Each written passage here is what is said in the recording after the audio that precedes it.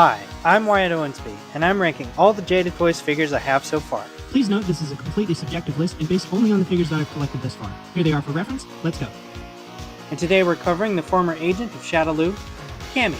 I'm going to push personal bias aside because Cammy is one of my favorite characters, but I do think the others coming up are slightly better. One reason is because of her hip joints. Now they get out to splits and move up and down just like everybody else's, but unlike everyone else's, they create a gap when going out to the side. There is no need for this gap, it just shows that they put the pivot point in the wrong spot. None of the other Street Fighter figures have this problem, so it's really only unique to Cammy, but it's not a huge deal. The other thing is her ankle joints don't move up as far as the other characters. This is a pet peeve of mine when it comes to Marvel Legends, but because the rest of her articulation functions so well, this is fine. The other weird quirk about her ankles is that when pivoting them to the side, they feel like they're catching and might break. This is only a problem on a couple other figures from the line, but it doesn't feel good to move.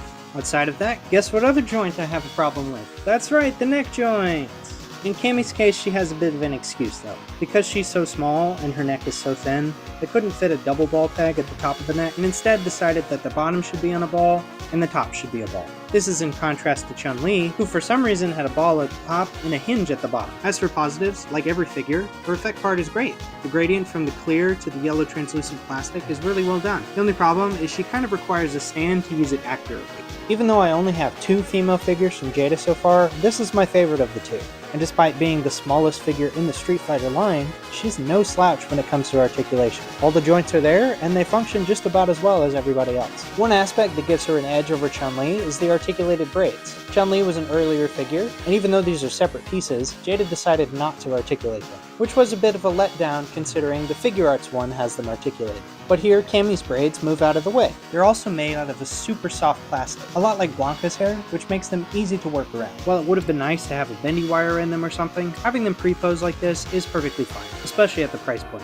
She also sports one of the angriest faces in the line, which is appropriate for her character. The neutral face has more neutral braids, appropriately, and the action-oriented face has more windswept braids. Jada has come out and said that these are supposed to be swappable, but I wouldn't recommend doing it for fear of shredding the pegs. With that said, this is a great figure, and probably my favorite female figure in my entire collection. She's just really fun to move around and pose. There's not a whole lot else you can really improve on this one. As we're getting closer to the top, we're getting closer and closer to perfection. I highly recommend this one, especially over the slightly awkward and strange Essays Figure Arts one. With that said, thanks for watching, see you next time.